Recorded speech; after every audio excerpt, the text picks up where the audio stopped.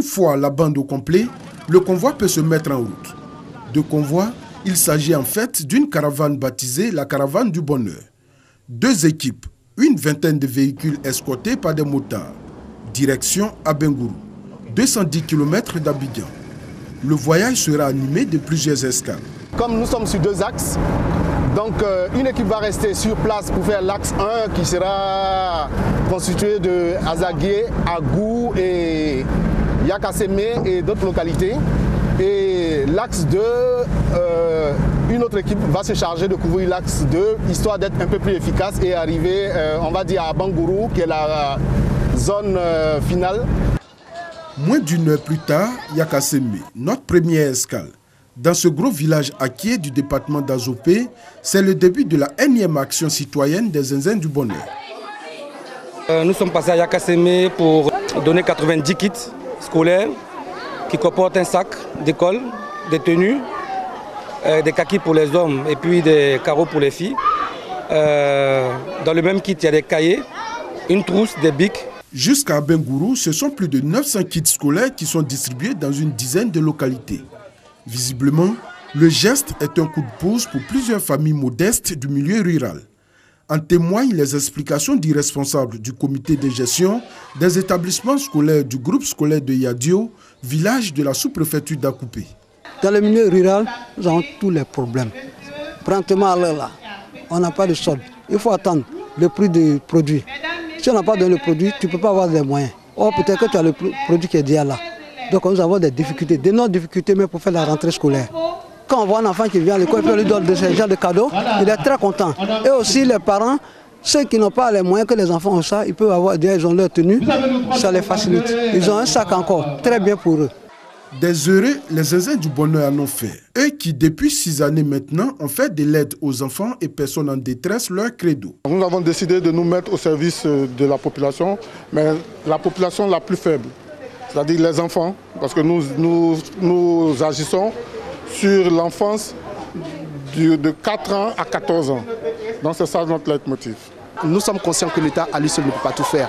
Donc nous apportons juste notre pierre à l'édifice. Nous allons chercher des fonds en demandant à nos partenaires, à nos membres, à nos sympathisants, à nos adhérents de cotiser simplement à hauteur de 10 000 qui correspond, on va dire, pour un kit ou un cadeau. Donner des kits scolaires, mais pas seulement. Avec eux, les Zinzins ont aussi emporté des médicaments de première nécessité et quelques drapeaux pour s'aimer un brin de civisme. On a remarqué que de nos jours, ça manque beaucoup aux gens, le patriotisme. Déjà depuis le bas âge, s'ils arrivent à respecter le drapeau, je pense que ça peut aller. À voir la forte délégation qui anime tout enthousiaste cette caravane, on est bien tenté de se poser la question de savoir qui sont ces hommes et ces femmes heureux de donner du bonheur. Au sein du groupe des Zinzins du bonheur, on retrouve un peu toutes les couches. Toutes les couches. Ça part du PDG, du médecin, de l'étudiant, de l'élève, des sans-emploi. Nous en avons aussi au sein de notre organisation, des sans-emploi. Donc toutes les couches, on va dire, mais qui partagent, on va dire, le même objectif, aider notre prochain. Environ 500 membres permanents, 20 000 sympathisants et une aventure qui dure depuis plus de 6 années. L'intérêt pour notre équipe de suivre les Zinzins du bonheur dans ses œuvres est celui de faire la promotion de ces groupements politiques qui sèment le bonheur dans des familles modestes et qui sont un soutien fort à la politique gouvernementale de l'école gratuite et obligatoire. La radio filmée, une véritable révolution dans le secteur. Fréquence 2 a intégré le cercle encore réduit de radios qui ont fait ce bond qualitatif. 3 émissions quotidiennes et une hebdomadaire sont désormais disponibles en direct sur le digital. Des capsules de ces émissions sont également filmées et présentées sur les chaînes télé de la RTI. La direction générale de la RTI a pris les dispositions pour réussir ce pari. Un studio flambant neuf doté de caméras et de matériel de pointe et de dernière génération. Des commodités de travail pour permettre aux animateurs de la fréquence des jeunes de séduire davantage le public avec des productions de qualité. comme c'est le cas ici à l'émission Place Publique, animée par Guy Michel Ablé, qui effectuait pour la circonstance sa rentrée des classes.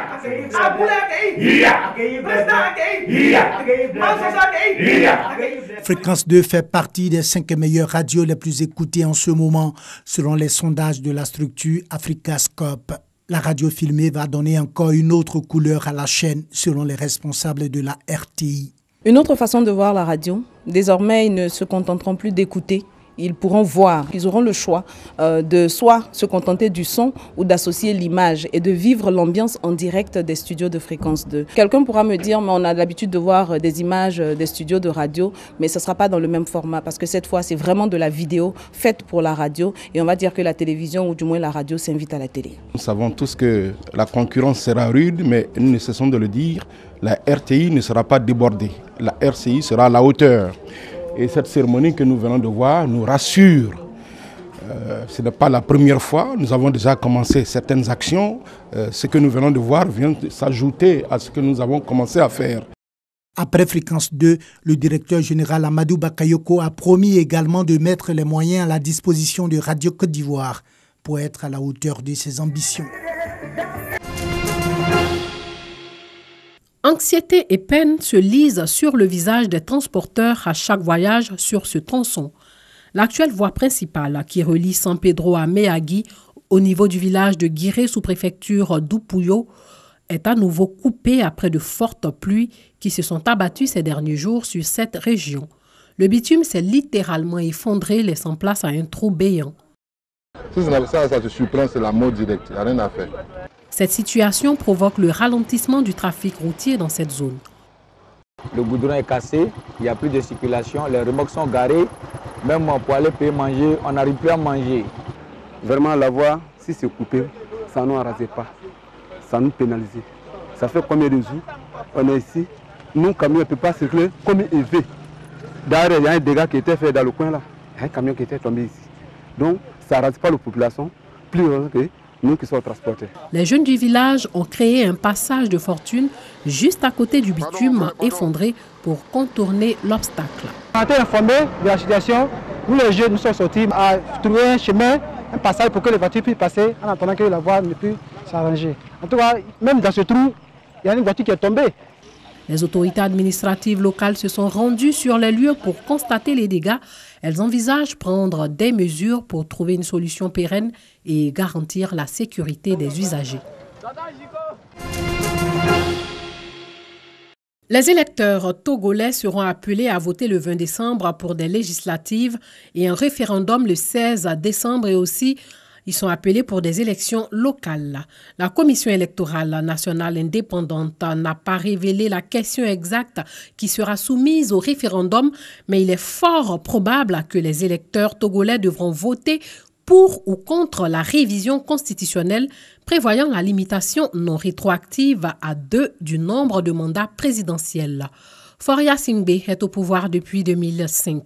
La non-rétroactivité de la limitation des mandats lui permettrait de se représenter pour l'élection présidentielle de 2020 et 2025. Cette réforme avait été boycottée par l'opposition qui réclame la mise en place immédiate de cette limitation. N'ayant pas obtenu la majorité nécessaire au Parlement, elle avait été renvoyée de facto au référendum, ce que rejette l'opposition.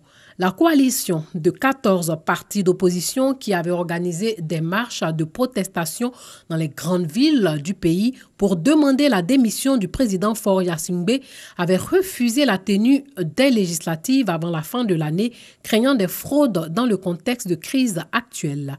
Elle a finalement accepté d'y participer, mais à condition qu'un chronogramme sérieux soit élaboré. Nouvelle date des élections, date du recensement électoral, travail sur le fichier électoral, date du démarrage de la campagne électorale et que la CENI soit complètement recomposée. L'opposition parlementaire a même refusé d'envoyer ses 4 représentants au sein de la CENI chargés d'organiser et de superviser les élections, réclamant un meilleur équilibre des forces politiques en présence. La CENI a toutefois commencé ses travaux sans que l'opposition n'y soit soient représentés. L'annonce de la tenue de ces 3 scrutins a été une surprise. Le projet de référendum n'avait pas été abordé depuis plusieurs mois et les dernières élections locales remontent à 1985. Les villes sont actuellement administrées par des présidents de délégations spéciales nommés par le président togolais.